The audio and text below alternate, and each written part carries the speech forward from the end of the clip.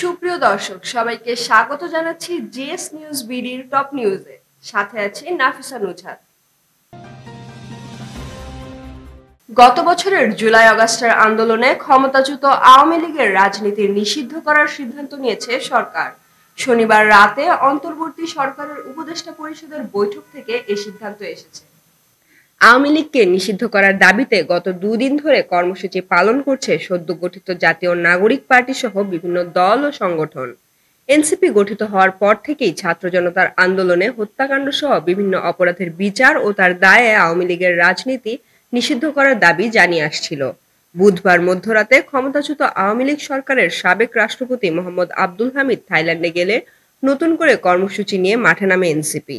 শনিবার রাতে এ নিয়ে জরুরি বৈঠকে বসে উপদেষ্টা পরিষদ। বৈঠক শেষে সরকারের সিদ্ধান্তের কথা জানান উপদেষ্টা আসিফ নজরুল। তিনি বলেন, আন্তর্জাতিক অপরাধ ট্রাইব্যুনালে বাংলাদেশ আওয়ামী লীগ ও তার নেতাদের বিচার কার্যসম্পন্ন না হওয়া পর্যন্ত দেশের নিরাপত্তা ও সার্বভৌমত্ব রক্ষা, জুলাই আন্দোলনের নেতাকর্মীদের নিরাপত্তা এবং আন্তর্জাতিক অপরাধ ট্রাইব্যুনালের বাদী ও সাক্ষীদের সুরক্ষার জন্য সন্ত্রাস বিরোধী আইনের অধীনে সাইবার স্পেস সহ আওয়ামী লীগের যাবতীয় কার্যক্রম নিষিদ্ধ করার সিদ্ধান্ত গ্রহণ করা হয়েছে। এ বিষয়ে প্রয়োজনীয় পরিপত্র পরবর্তী কর্মদিবসে জারি করা হবে। অন্তর্বর্তীকালীন সরকারের প্রধান উপদেষ্টার প্রেস সচিব শফিকুল আলম বলেছেন, আওয়ামী লীগের কার্যকলাপের উপর নিষেধাজ্ঞার বিষয়ে আমরা কোনো প্রতিকূল আন্তর্জাতিক প্রতিক্রিয়া আশা করি না। রোববার সকালে সামাজিক যোগাযোগ মাধ্যম ফেসবুকে এক পোস্টে তিনি একথা লেখেন। তিনি লিখেছেন, আওয়ামী লীগের কার্যক্রম নিষিদ্ধ করার পর আন্তর্জাতিক সম্প্রদায়ের প্রতিক্রিয়া কি হবে। তিনি আরো লেখেন, আমি বিশ্বাস করি না আওয়ামী লীগের কার্যক্রম নিষিদ্ধ করার জন্য বিশ্ব বিলাপ করবে। জাতীয় নিরাপত্তা ও সার্বভৌমত্ব রক্ষা, জুলাই আন্দোলনের কর্মীদের নিরাপত্তা নিশ্চিত করা এবং আন্তর্জাতিক অপরাধ ট্রাইব্যুনালের বাদী ও সাক্ষীদের সুরক্ষার জন্য এই নিষেধাজ্ঞা প্রয়োজন ছিল। আমরা দেখেছি মানবতা বিরোধী অপরাধ ও মূল জাতীয় স্বার্থের বিরুদ্ধে কাজ করার জন্য এমনকি পশ্চিমা গণতন্ত্রেও সমগ্র রাজনৈতিক দলগুলোকে নিষিদ্ধ করা হয়েছে, কেবল তাদের কার্যক্রম নয়। জার্মানি এবং ইতালি দ্বিতীয় বিশ্বযুদ্ধের পর নাৎসি এবং ফ্যাসিস্ট দলগুলোকে নিষিদ্ধ করেছিল। স্পেন এবং বেলজিয়ামে কিছু রাজনৈতিক দলকে অবসানমূলক কার্যকলাপের জন্য নিষিদ্ধ করা হয়েছিল।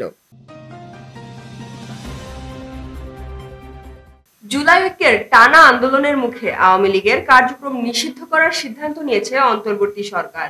সরকারের এমন সিদ্ধান্তের পর আওয়ামী লীগের ফেসবুক পেজ সহ সাইবার স্পেসে দলটির কার্যক্রম বন্ধে পদক্ষেপ নেবে বাংলাদেশ টেলিযোগাযোগ নিয়ন্ত্রণ কমিশন বিটিআরসি। রোববার ডাক, টেলিযোগাযোগ ও তথ্য প্রযুক্তি মন্ত্রণালয়ের দায়িত্বপ্রাপ্ত প্রধান উপদেষ্টার বিশেষ সহকারী ফয়েজ আহমেদ তৈয়ব এ তথ্য জানিয়েছেন। তিনি বলেন, আমরা উপদেষ্টা পরিষদের সিদ্ধান্তের পরিপত্রের জন্য অপেক্ষা করছি। পরিপত্র জারি হলে এসব পেজ নিষিদ্ধ করতে বিটিআরসির মাধ্যমে মেটা সহ সব অনলাইন প্ল্যাটফর্মের কাছে আনুষ্ঠানিক চিঠি পাঠানো হবে। বিটিআরসির মাধ্যমে চিঠি পাঠালে সেটি দ্রুত কার্যকর হবে বলে আশা করছি। ফেসবুকে বাংলাদেশ আওয়ামী লীগ নামে দলটির একটি ভেরিফাইড ফেসবুক পেজ রয়েছে। পেজটিতে বর্তমানে ফলোয়ার প্রায় 4 মিলিয়ন বা 40 লাখ। যুক্তরাষ্ট্রের মধ্যস্থতায় দীর্ঘ আলোচনার পর ভারত ও পাকিস্তানের মাঝে যুদ্ধবিরতি চুক্তি কার্যকর হয়েছে। দীর্ঘ 48 ঘন্টার প্রচেষ্টায় এই যুদ্ধবিরতির ঘোষণা দেন যুক্তরাষ্ট্রের প্রেসিডেন্ট ডোনাল্ড ট্রাম্প। পরে ভারত ও পাকিস্তানও অবিলম্বে যুদ্ধবিরতির ঘোষণা দেয়। তবে ভারতের অভিযোগ, যুদ্ধবিরতি লঙ্ঘন করছে পাকিস্তান। অন্যদিকে পাকিস্তান যুদ্ধবিরতি লঙ্ঘনের ভারতীয় এই অভিযোগ প্রত্যাখ্যান করেছে। দেশটি বলছে তারা যুদ্ধবিরতি বাস্তবায়নে প্রতিশ্রুতিবদ্ধ। একই সঙ্গে ভারতের বিরুদ্ধেও যুদ্ধবিরতি লঙ্ঘনের অভিযোগ তুলেছে পাকিস্তান। রোববার এই তথ্য জানিয়েছে সংবাদ মাধ্যম আল জাজিরা ও দ্য নিউজ ইন্টারন্যাশনাল। সংবাদ মাধ্যমটি বলছে, পাকিস্তান রোববার ভোরে এক বিবৃতিতে জানিয়েছে, ভারতের সঙ্গে স্বাক্ষরিত যুদ্ধবিরতি চুক্তি বাস্তবায়নে তারা পূর্ণ নিষ্ঠার সাথে অঙ্গীকারবদ্ধ। এর আগেই ভারত পাকিস্তানের বিরুদ্ধে যুদ্ধবিরতি লঙ্ঘনের অভিযোগ তুলে পাল্টা হামলার কথা জানায়। পাকিস্তানের পররাষ্ট্র মন্ত্রণালয় এক বিবৃতিতে ভারতের বিরুদ্ধেও যুদ্ধবিরতি লঙ্ঘনের অভিযোগ তোলে এবং জানায়, পাকিস্তানি বাহিনী দায়িত্বশীল ও সংযমীভাবে পরিস্থিতি মোকাবেলা করছে। আগামী বছর টি-20 বিশ্বকাপ। আসন্ন বৈশ্বিক আসরকে সামনে রেখে এখন থেকেই 20 ওভারের ক্রিকেটে বিশেষ নজর বাংলাদেশ ক্রিকেটের। পাকিস্তানের বিপক্ষে ওয়ানডে সিরিজের পরিবর্তে 5 ম্যাচের টি-20 সিরিজ খেলার প্রস্তুতি ছিল টাইগারদের। যদিও ভারত এবং পাকিস্তানের মধ্যকার সামরিক উত্তেজনা সেই সিরিজ নিয়ে অনিশ্চয়তা তৈরি করে। ওই সিরিজের আগেই দুবাইতে সংযুক্ত আরব আমিরাতের বিপক্ষে ২ ম্যাচের টি-২০ সিরিজ খেলবে লিটন দাসের দল। সেই সিরিজ টিকে গেলেও পাকিস্তান সিরিজ হওয়া নিয়ে এখনো বিস্তারিত কিছু জানা যায়নি। এখনই যে পাকিস্তানের মাটিতে সিরিজ হচ্ছে না সেটা অনেকটা নিশ্চিত, সেক্ষেত্রে দুবাই হতে পারে তার বিকল্প। যদিও বিসিবি পরিচালক ইফতেখার রহমান মিঠু জানিয়েছে এখনো পিসিবি এ নিয়ে কিছু জানায়নি।